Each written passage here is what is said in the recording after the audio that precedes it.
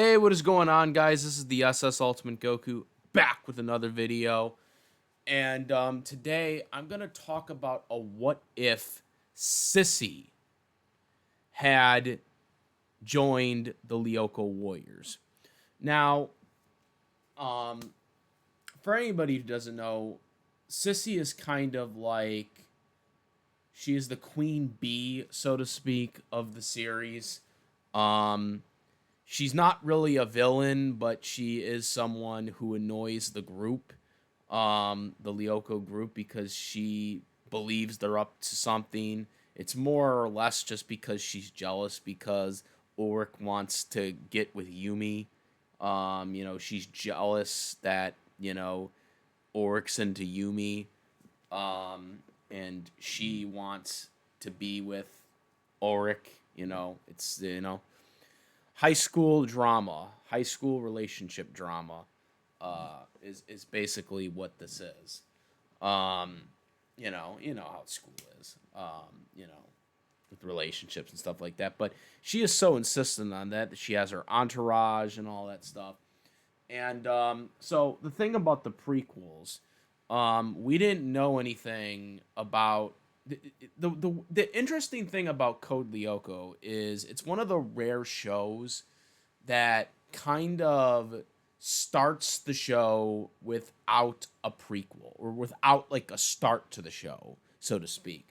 And what I mean by that is the very first episode of Code Lyoko doesn't really talk about how the Lyoko Warriors become the Lyoko Warriors, how they discovered Xana, and how they are on this mission to get Aelita out of the Code Lyoko world or whatever, because that was the main plot of season one.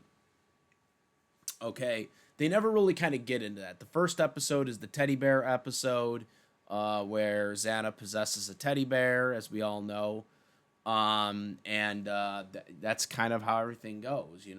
It's already established that they have the Lyoko.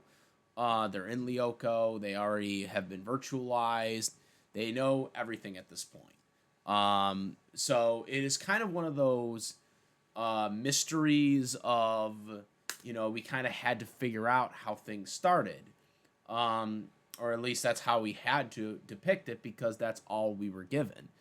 It wasn't until season 3, where right before season 3 started, that they introduced 2 prequel episodes, which these 2 prequel episodes basically are the episodes before the event of the first episode, which was the teddy bear episode. Um, so those were the episodes that were very interesting. But again, we didn't get those until 2 seasons after the first season. So we're talking about 3 years later. No joke. 3 years later is when we got to find out about the prequel of the Lyoko Warriors and how everything came to be, which is very interesting because usually, animes, cartoons, they usually have like an actual start of like, how they're going to do a plot, and how things are set up and how they get their abilities and stuff like that. But in Code Lyoko, they did not do this. So we found this out later. So when these prequels were introduced, right before season 3 started, to talk about what happened prior to the events of season 1 starting up, they get into basically how Jeremy found this, supercomputer, how he found Aelita, who he called Maya. Yes, he didn't know who Aelita's name was, so he called her Maya. Um, that was the name that he had given her at the time because they didn't know, Aelita didn't know her name, and she didn't find out until she deactivated a tower at the end of the second prequel episode. So they didn't really know that much. Now, so this is supposed to be covering like basically on the events of what would happen if she did become a Lyoko warrior. So how different would have been the series, because she was a queen bee, and she was also the daughter of the principal. So um, my discussion on this is a lot probably more different than how I think people would think.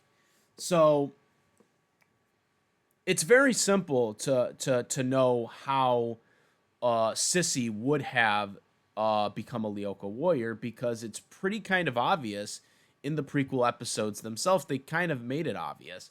So in the prequel episodes, the first one especially, um, Sissi had discovered the supercomputer. She had discovered it when they Auric, who was the first person who found out about the supercomputer with Jeremy, because Jeremy had told him, and it took him to the supercomputer.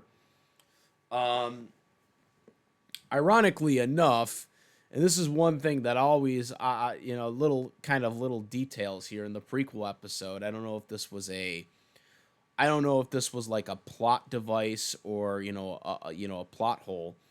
But there was a scene when Jeremy takes Ulrich to the factory for the first time, where there actually was a part, the part where they do the rope or whatever, they go on the rope. They showed Jeremy doing the rope, and then Ulrich is like hesitating or whatever. And when he eventually does it, there's stairs like right there. Like, so instead of doing the rope, he could have literally taken the stairs. Which, I always was bugged by that, by the rope thing, because it's like there's literally, and I think there were other scenes in the episodes where they could literally have just taken the stairs. So just a little tidbit there. But anyways, so in this, Ulrich gets Kiwi, the dog, Odd's dog, and basically wants to use the dog as a guinea pig to virtualize. But of course, this plan is foiled because Odd and Sissi both follow Ulrich, because Sissi wanted to go on a date with Odd, or not Odd, Ulrich. But Odd obviously wanted his dog back, so that's why they were following him. And by doing this, he ends up going to where Kiwi was in the pod, and he gets his dog. And then Jeremy closes the pod because he thinks that Odd's not there, and he thinks the dog's there. The dog actually gets out before it's closed, and because of this, Odd was transferred instead. Now, obviously, Odd was in trouble being in the virtual world, so because of this, Ulrich decided to join.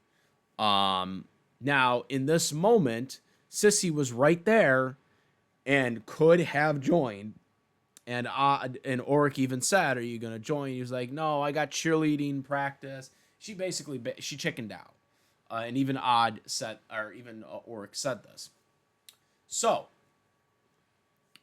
what if in this sense here, because this would have been Sissi's best chance to have joined the Lyoko Warriors.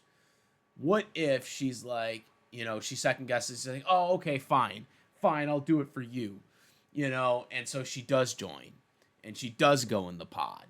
How different would have the series been? Well, I still think Yumi does join in the prequel too, because after the first battle, obviously Sissi would have made it out, and I mean, because she probably would have just hung out with Ulrich the whole freaking time. I don't know what her ability would have been necessarily, but that's not what this video is about. But I think now, so here's the thing: if Sissi would have been virtualized, and so in my scenario, if she goes, they do their battle, they get out of there, everyone's fine, right? Okay. Episode 2 comes around, prequel episode 2 comes around, and pretty much everything else happens the same way. Okay? Pretty much everything else happens the same way. Okay? And again, I don't exactly know what she would have looked like in the virtual world. That doesn't, again, that's not what the point of this is. But everything else happens the same way in prequel episode 2. Okay? Yumi joins the fray, but Sissi decides not to join because of her cheerleading practice. And then, of course, obviously, when she, the whole possession thing happens, um, that leads to her actually telling her father what was going on, and she leads to the supercomputer. And so, again, this is what pisses off the Lyoko Warriors, and probably why, when they did the Return to the Past, they decided not to involve her as a Lyoko Warrior anymore. However, if she had gone in the Lyoko world and had been virtualized, she would have been permanently a Lyoko warrior because she would have known about what was happening. And the return to the past, we know, would have not affected her because she was a Lyoko warrior now. She had been virtualized. That's how the return to the past works. Now, of course, with Jeremy, I think he figured out a program later to not for him to return to the past without actually being virtualized. Of course, Jeremy was eventually virtualized later on, but as we all know, that wasn't the case early on, because in episode 2's prequel, when they first did the return to the past, Jeremy actually had forgotten about the entire mission, the entire first Xana attack. She had forgotten about the entire thing. However, the entire Lyoko Warriors that did get virtualized for that first mission did remember everything that had happened, and they had to inform Jeremy of what happened because he had forgotten, because he had not been virtualized when they had done the Return to the Past for the first time. So Jeremy wouldn't have remembered everything. So how would this have been different for Sissi? Because Sissi would have been a Lyoko warrior because she would have remembered everything. So, obviously, they would have had to have talked to Sissi. Obviously, the principal didn't remember everything. So, they would have had to immediately talk to Sissi and say, look, you can't say anything about what's going on. And Sissi... Jeremy wouldn't have been able to delete. I like, especially that early on, they wouldn't have been able to delete her as a Lyoko warrior, especially later on in the series. Remember, they almost kicked Auric out of the Lyoko team because he used a return to the past for a lottery ticket or whatever. So they weren't going to be able to kick her out of the team. So I would have been like, my whole thing is, how different would the series been? They would have had to really tell her, hey, you can't tell her. And then Sissi would have been like, well, wait, I did it because it was a last resort, they were attacking us all and stuff like that. And she probably would have had some type of whole thing. The ironic thing about it's not like the Lyoko Warriors later on in the series didn't do this in situations when there were diabolical Xana attacks. Okay, they did do this. They did explain this to people. Remember the zombie attacks or any of that situations where they were stuck. They would tell people about what happened. So I do think the dynamic would have been different. It would have been interesting because, again, in this scenario, Yumi would have still been a Lyoko warrior. Because she would have done the second, she would have been in the second episode. She would have been virtualized the same way, because Sissi would have chickened out for that one. But because she would have been virtualized in the first episode, the first prequel episode, she would have been a part of the crew, essentially. So it would have been interesting to see how different it would have been, because obviously Sissi would have been, Obviously she's the daughter of the principal. Um,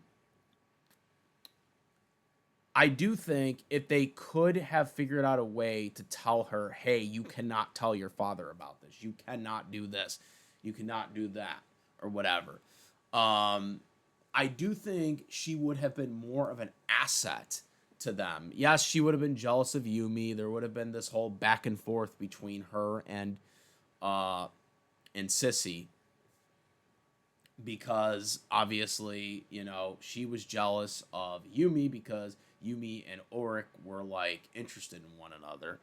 Okay. But at the same time, I think it would have been much easier for the Lyoko team, I think, if Sissi had been on their side. Because remember, Sissi was trying to figure out throughout the entire series, like, who they were or what they were doing, basically, because of her obsession over Ulrich rejecting her. You know, they were like, she was obsessed with trying to figure out their secret to why they were like always together and always doing certain things. If she had been on the Lyoko Warrior side, it would have been much easier to access certain stuff, because obviously she was the daughter of the principal, and the principal probably wouldn't have figured out a lot of times of what they were doing, because I think the principal like found out about the Lyoko or about Lyoko like what 6 or 7 times throughout the series, where they had to do when they had to do a return to the past on them. So there were multiple times where the principal had, I don't know the exact number, but I remember there were a lot of times where the principal did find out. And of course, they did have the return to the past, so he would forget every time after they deactivated a tower. But even, I think, in the last like three episodes, he was suspicious of something, that they were doing. So there was always this, the principal was always on their tail about something. And I think if Sissi had been on their side as Lyoko Warriors, that maybe the principal wouldn't have been on their tail as much as they were had Sissi been on the team. Again, when they did the prequel stuff, this was still their learning phase. They were still trying to figure things out, which is why they wanted everything absolutely secret. Not saying that they didn't have things secret later on in the series, but when they were in certain situations where they had to get to Lyoko, and they were like boxed in or something, they would tell somebody, "Hey, this is why we have to go, because they're attacking, because we're not in Lyoko. We have to deactivate the tower." So I think if Sissi had been around more, maybe the principal wouldn't have learned as much.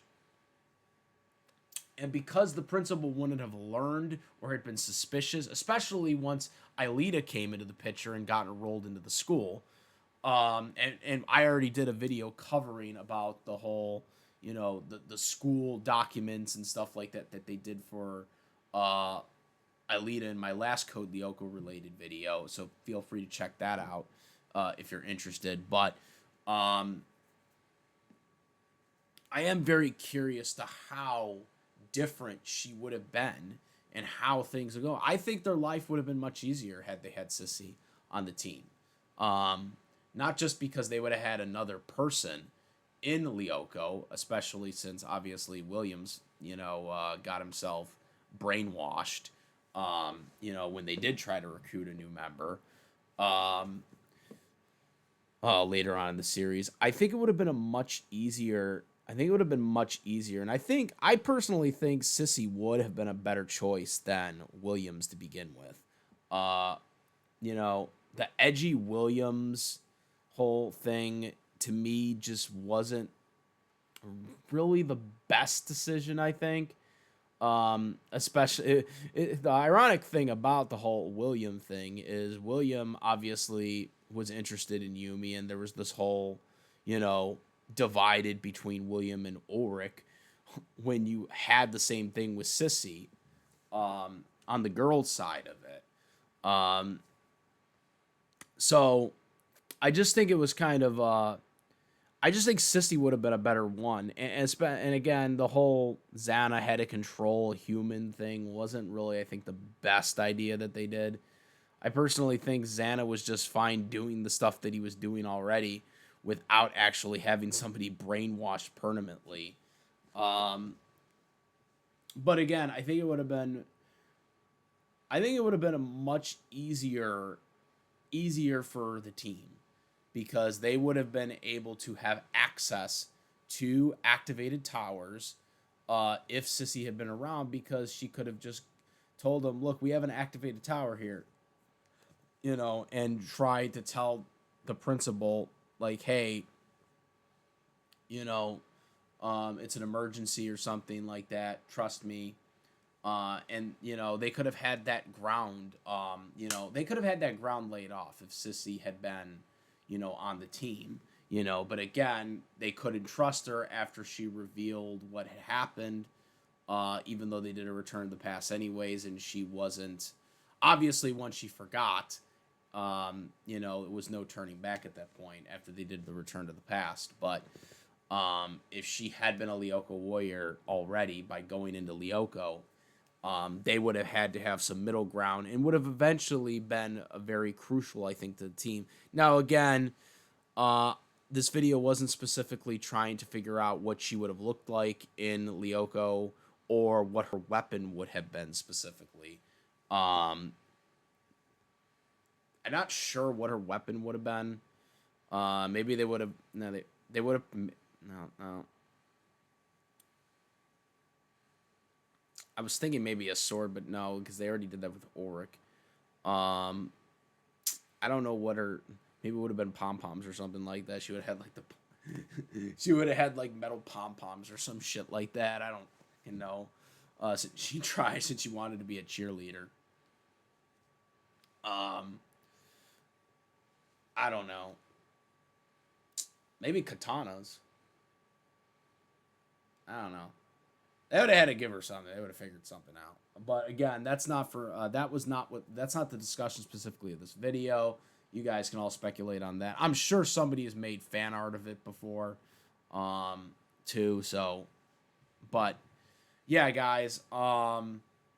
Let me know what you guys think. What do you guys think would how the story would have been had Sissy been a Lyoko warrior in the scenario that I presented? Let me know what you guys think. Comment, rate, if you like this video, my videos, please subscribe. Hit the notification bell for the latest content. Thank you. And that's about it, guys. I am the Ultimate Goku, and I'm out of it. Peace.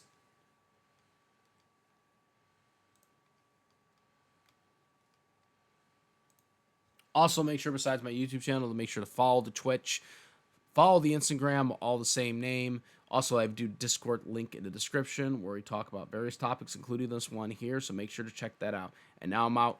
Peace.